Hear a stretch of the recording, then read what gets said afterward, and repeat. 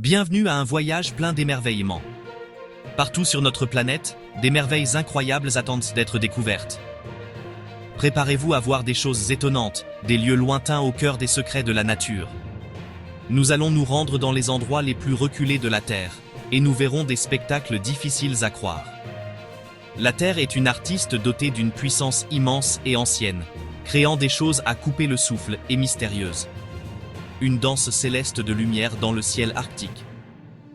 Des cascades rouges mystérieuses sur le continent le plus froid. Une célébration du génie créatif de la nature. Une visite de chef-d'œuvre. Aujourd'hui, nous allons explorer 10 des merveilles naturelles les plus étonnantes. Pas des statues de pierre immobiles, mais des événements vivants et respirants qui révèlent des forces puissantes. Nous allons nous plonger dans la science qui se cache derrière. Des tempêtes qui ne finissent jamais. Des mers qui brillent d'une lumière magique. Chacune raconte une histoire spéciale sur notre planète, la physique, la chimie, la biologie. Maintenant, que notre voyage commence. Notre premier arrêt nous mène aux terres glacées et silencieuses des régions polaires. Nous sommes arrivés dans la zone aurorale, un immense anneau qui encercle les pôles magnétiques de notre planète. Dans des endroits comme l'Alaska, la Norvège ou l'Islande, des gens se sont rassemblés depuis des siècles, levant les yeux au ciel avec émerveillement. Ici, sous la vaste toile étoilée, l'aurore boréale, les lumières du nord, apparaît. Elle commence petite, un voile pâle et fantomatique, puis se renforce, comme peinte par un artiste céleste. Des rideaux chatoyants d'un vert lumineux, la couleur la plus courante, commencent à onduler. Bientôt, de douces couleurs roses se joignent à elle, puis un pourpre profond et royal. Ces bandes de couleurs ondulent et dansent avec une grâce tranquille et envoûtante. Lorsqu'elles sont directement au-dessus de nous, les lumières peuvent d'hommes se rassembler en une couronne à couper le souffle. Une couronne de lumière qui jaillit d'un point central, vous donnant l'impression de regarder directement au cœur de l'univers. Il n'est pas surprenant que cette danse céleste ait inspiré des mythes et des légendes pendant des milliers d'années. Les Vikings pensaient que les lumières étaient des reflets des boucliers des Valkyries. Les contes finlandais parlent du renard de feu, dont la queue projetait des lumières dans le ciel. Ces histoires étaient ôtées la manière de l'humanité d'essayer d'expliquer quelque chose qui semblait vraiment divin. Mais la vérité, découverte par la science, est tout aussi étonnante. Ce n'est pas de la magie, mais une grande conversation cosmique entre notre planète et son étoile, le Soleil. Tout commence à 150 millions de kilomètres de distance. Le Soleil émet constamment un flux de particules chargées, le vent solaire. Pendant les périodes de forte activité, connues sous le nom de maximum solaire, le Soleil peut connaître d'énormes explosions appelées éjections de masse coronale, EMC, qui projettent des milliards de tonnes de matière solaire dans l'espace, rendant le vent solaire beaucoup plus fort. Alors que cette tempête spatiale se précipite vers nous, le champ magnétique de la Terre agit comme le bouclier de notre planète. Ce champ de force invisible, la magnétosphère, repousse la plupart de ces particules, créant une bulle protectrice qui est constamment frappée et modelée par le vent solaire. Mais ce bouclier n'est pas complètement solide. Près des pôles, les lignes de champ magnétique plongent et se connectent à la planète. Ces zones agissent comme des entonnoirs géants, capturant une petite partie des particules du vent solaire et les guidant dans notre haute atmosphère à très grande vitesse. C'est de là que vient la lumière. Lorsque ces particules de haute énergie du Soleil frappent les atomes de notre atmosphère, principalement l'oxygène et l'azote, elles libèrent leur énergie. Les atomes d'air deviennent excités, ce qui est un état très instable. Pour retrouver leur état normal, les atomes excités doivent libérer cette énergie supplémentaire. Ils le font en émettant un photon, un minuscule paquet de lumière. L'aurore est la lueur combinée de milliards de ces interactions d'atomes uniques, se produisant sur des centaines de kilomètres de ciel. La couleur que nous voyons dépend du gaz frappé et de son altitude. Le jaune-vert lumineux le plus courant provient de l'oxygène excité entre 95 et 240 km d'altitude. Ce processus est assez lent et crée le mouvement gracieux en rideau de l'aurore. Lors de fortes tempêtes solaires, les particules peuvent exciter l'oxygène beaucoup plus haut, à plus de 240 km, créant une rare lueur rouge pure. Dans les parties inférieures, en dessous de 95 km, l'azote excité ajoute des éclairs de bleu, de violet et de rouge profond. Chaque spectacle est unique, un chef-d'œuvre éphémère peint par les lois de la physique. C'est un signe direct et visible des forces puissantes et invisibles qui relient notre planète à son étoile. Maintenant, nous allons quitter le spectacle cosmique des cieux polaires et voyager de l'autre côté de la Terre, troquant l'air glacial contre l'étreinte chaleureuse des eaux tropicales. Ici, un autre type de lumière nous attend, une lumière née non de l'espace, mais de la vie elle-même. Nous sommes arrivés dans une baie bioluminescente, un écosystème rare et magique. Le jour, c'est une baie calme. Mais à la tombée de la nuit, l'eau s'anime. Un spectacle lumineux biologique nous attend ici. À chaque perturbation, chaque coup de pagaie, la mer éclate d'une lueur bleu-vert éthérée. La source de cette lumière est un groupe étonnant de minuscules créatures unicellulaires appelées dinoflagellés.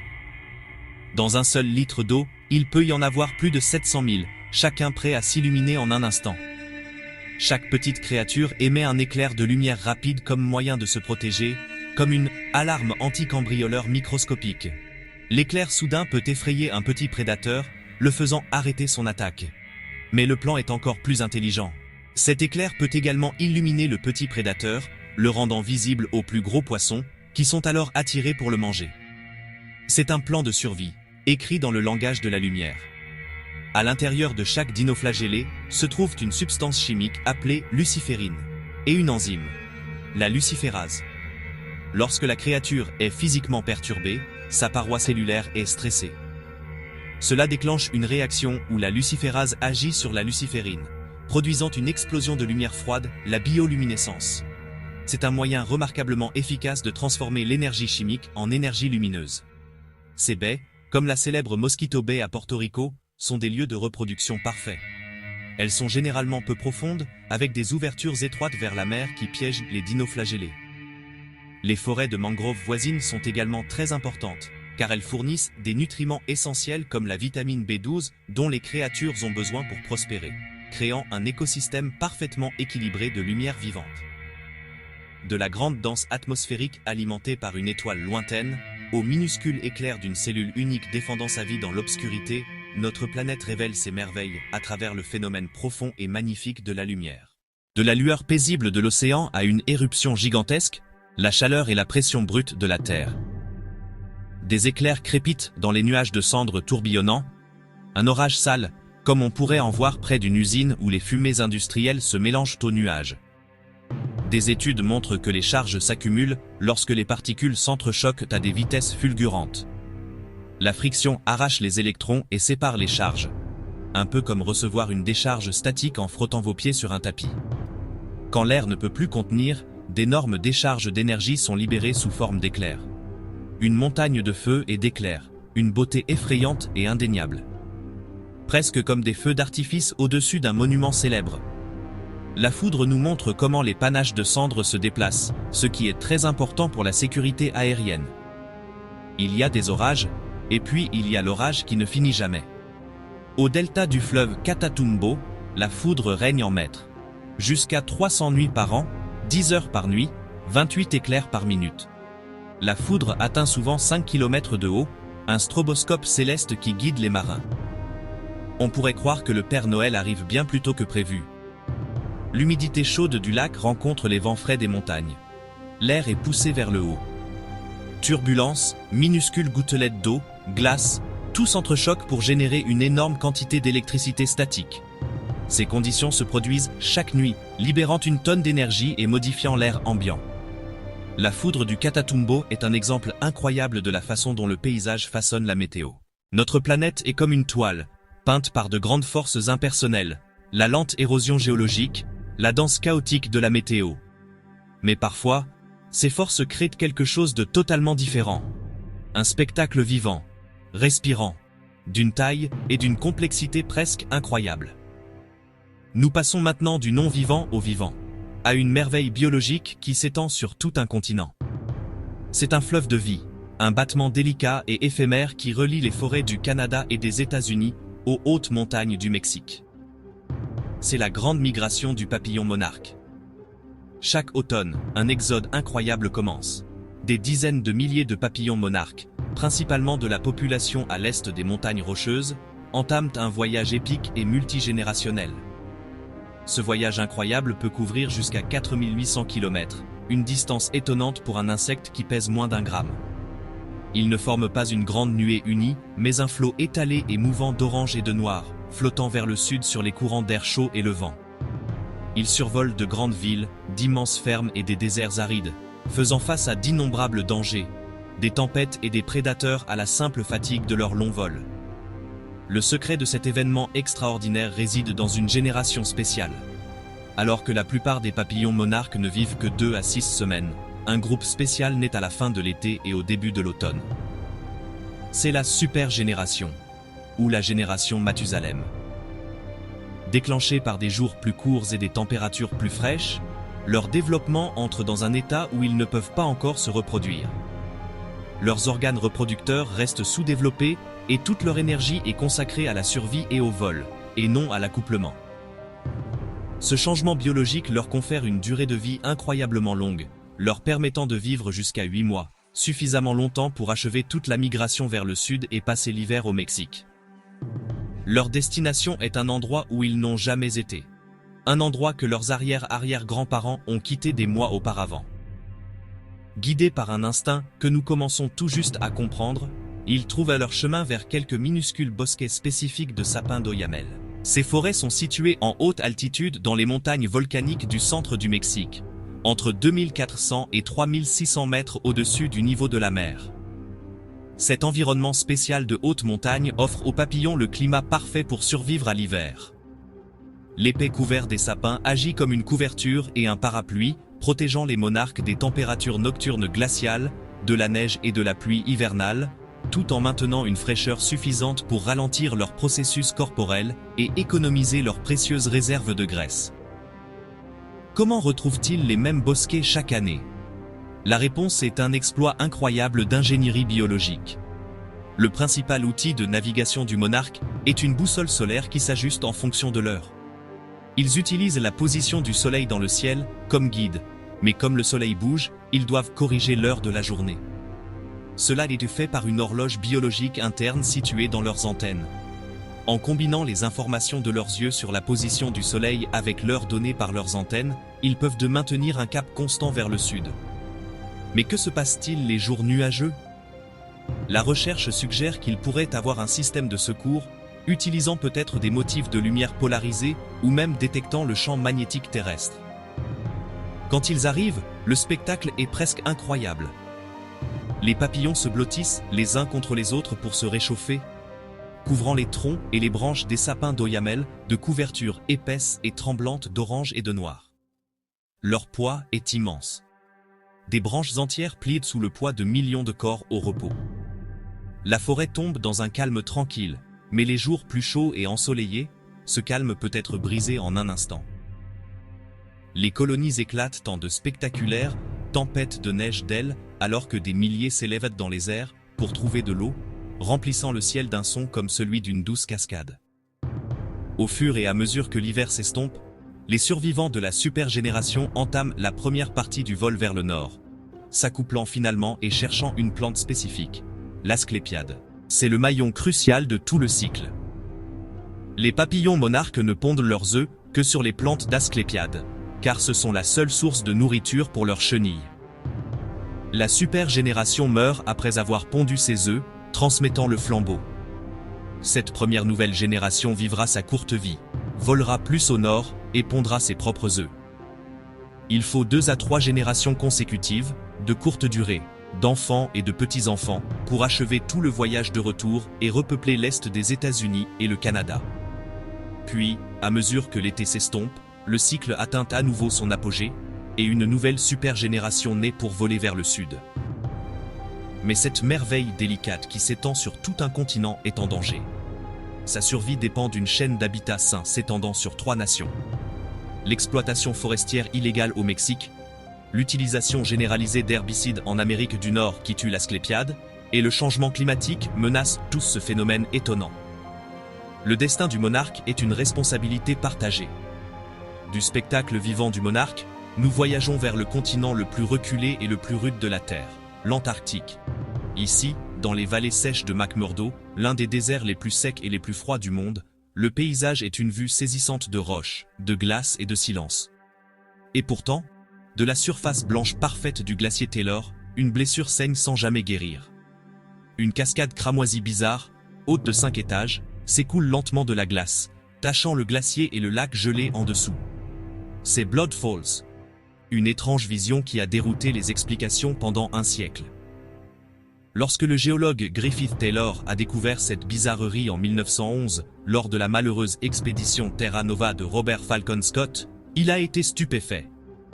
L'explication la plus logique à l'époque était que la couleur provenait d'une sorte d'algue rouge. Cette idée a persisté pendant des décennies, mais à mesure que les scientifiques examinaient de plus près l'écoulement, la théorie des algues ne tenait plus. La véritable source de la couleur rouge étrange était cachée, piégée profondément dans le glacier. Un secret gardé pendant des millions d'années. Le secret a commencé à se dévoiler grâce à la technologie moderne.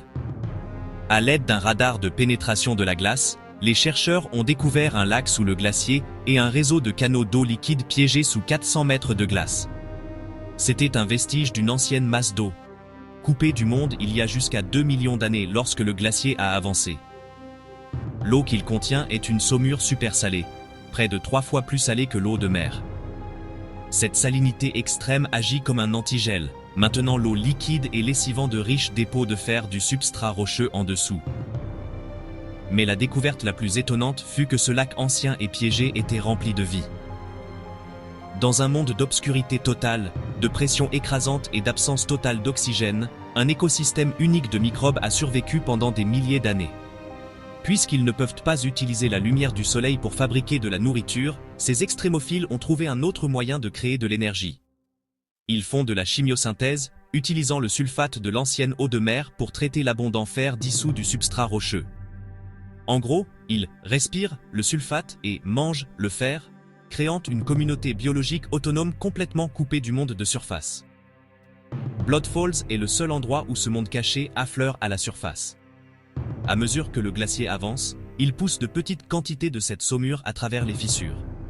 Au moment où l'eau claire et riche en fer rencontre l'oxygène de l'air, une réaction chimique rapide se produit. L'oxydation. Le fer dissous rouille instantanément, transformant l'eau en un rouge sang vif. Blood Falls est plus qu'une simple bizarrerie géologique. C'est une capsule temporelle et un laboratoire naturel. Il offre un aperçu de la façon dont la vie peut exister sans lumière ni oxygène, ce qui en fait un exemple inestimable pour l'astrobiologie et donne des indices sur la façon dont la vie pourrait exister dans les océans subglaciaires, sur des lunes glacées comme Europe de Jupiter ou Encelade de Saturne.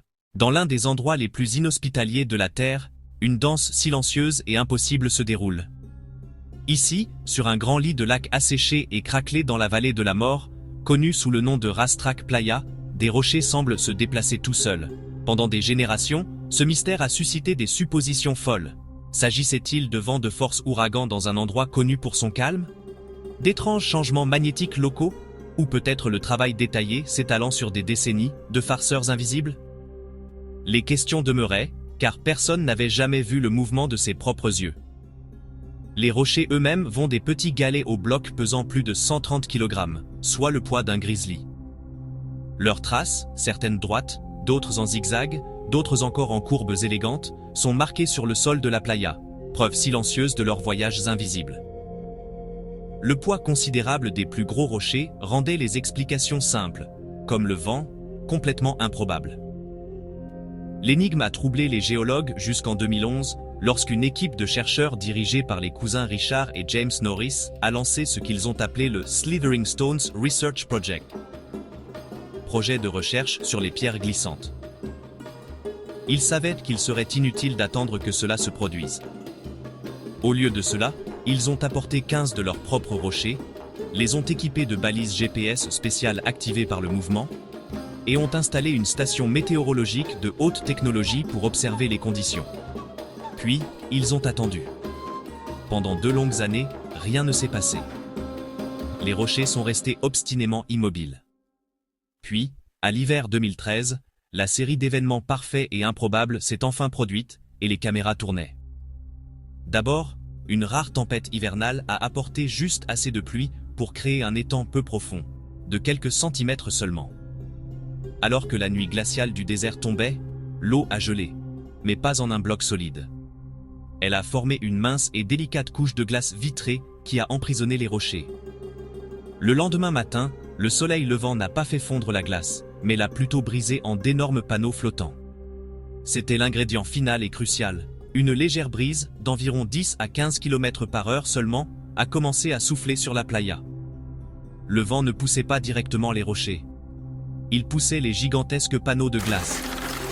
Ces panneaux de glace, agissant comme des voiles colossales avec une énorme surface, ont commencé à glisser sur la fine couche d'eau et de boue en dessous, emportant avec eux les rochers incrustés.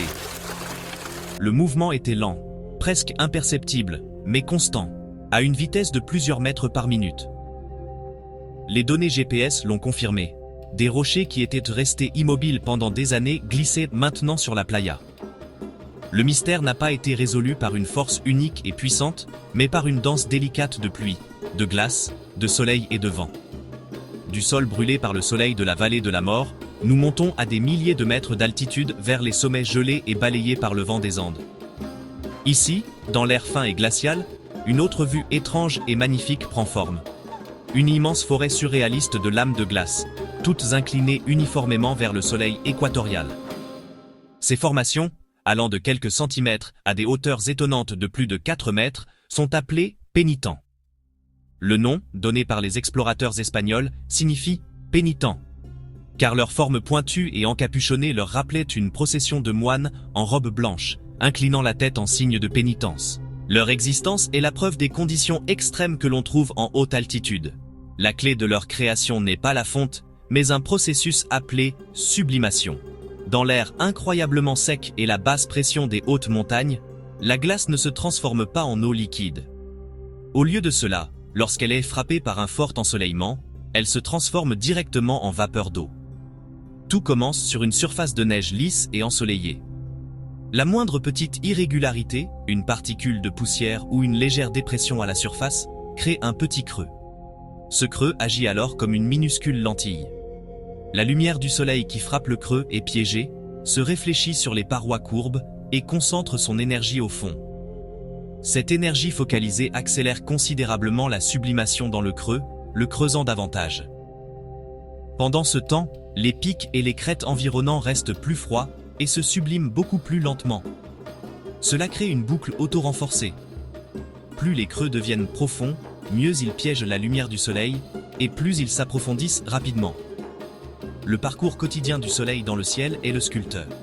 Le processus est le plus intense lorsque le soleil est à son zénith, ce qui fait que les lames pointent vers le soleil de midi, créant un champ d'épées de glace étonnant et uniformément aligné. Ce qui commence comme une simple déformation dans la neige peut se transformer en un paysage impressionnant et périlleux pour les alpinistes. Notre dernière merveille nous emmène du sol au ciel, où la glace et la lumière s'associent pour peindre les nuages eux-mêmes. On l'appelle souvent un arc-en-ciel de feu. Un nom aussi beau que trompeur. Il n'y a pas de feu, et ce n'est pas un arc-en-ciel. Son nom propre est un arc circumhorizontal, et c'est un type de halo de glace, beaucoup plus rare et, à certains égards, plus parfait que son cousin plus vieux. Son apparition est déterminée par une géométrie céleste stricte. Premièrement, il faut des nuages cirrus de haute altitude, flottant à plus de 6000 mètres de hauteur, où ils ne sont composés que de cristaux de glace. Deuxièmement, et c'est crucial, ces cristaux doivent être de minuscules plaques hexagonales et plates, et ils doivent être alignés horizontalement, flottant parallèlement au sol comme une flotte de frisbees microscopiques. Enfin, le soleil doit être incroyablement haut dans le ciel, à un angle de plus de 58 degrés au-dessus de l'horizon. S'il est plus bas, la géométrie ne fonctionne tout simplement pas. Contrairement à un arc-en-ciel ordinaire, qui est créé par la déviation et la réflexion de la lumière dans des gouttelettes d'eau liquide, un arc circumhorizontal est créé par une pure déviation. Un rayon de soleil pénètre le côté vertical d'une plaque de glace et est dévié. Il traverse ensuite le cristal et ressort par la face inférieure plate, où il est à nouveau dévié. Cette double déviation à travers le cristal en forme de prisme sépare la lumière blanche du soleil en ses différentes couleurs, un processus appelé dispersion. La lumière rouge est la moins déviée, et la violette la plus déviée. Parce que des millions de ces cristaux sont tous alignés horizontalement, ils travaillent ensemble parfaitement, chacun aidant à créer le même effet. Le résultat n'est pas l'arche familière d'un arc-en-ciel, mais une bande de couleurs immense et brillante, parallèle à l'horizon, apparaissant souvent plus large et avec des couleurs plus pures et plus organisées. C'est la preuve de l'ordre caché dans l'atmosphère, un chef-d'œuvre éphémère qui exige que vous soyez au bon endroit, au bon moment, et que vous n'oubliez pas de lever les yeux.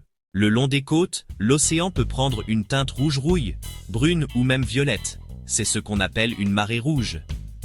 Ce sont des efflorescences algales nuisibles, une prolifération massive de minuscules plantes océaniques appelées phytoplancton, favorisées par le soleil, la chaleur et la nourriture. Les toxines de ces efflorescences peuvent s'accumuler dans les coquillages comme les palourdes, les moules et les huîtres. Ensuite, elles peuvent dénuire aux poissons, aux oiseaux, aux mammifères et même aux humains. Les vagues peuvent même projeter ces toxines dans l'air, ce qui peut irriter vos poumons, surtout si vous souffrez d'asthme. La pollution due aux nutriments et le réchauffement des océans peuvent rendre ces efflorescences plus fréquentes et plus étendues. C'est un spectacle à la fois magnifique et dangereux, nous montrant à quel point l'équilibre de l'océan est délicat. Nous avons voyagé des cieux les plus hauts aux profondeurs cachées sous la glace. Chaque spectacle incroyable que nous avons vu est le résultat de la physique, de la chimie et de la biologie travaillant ensemble à une échelle planétaire immense. Quel spectacle incroyable vous a le plus impressionné? Dites-le nous dans les commentaires ci-dessous. Si vous avez apprécié ce voyage, n'hésitez pas à nous laisser un j'aime et à vous abonner pour plus de vidéos comme celle-ci. Il y a toujours plus à voir, plus à apprendre et plus à admirer. D'ici la prochaine fois, continuez à regarder le monde avec émerveillement.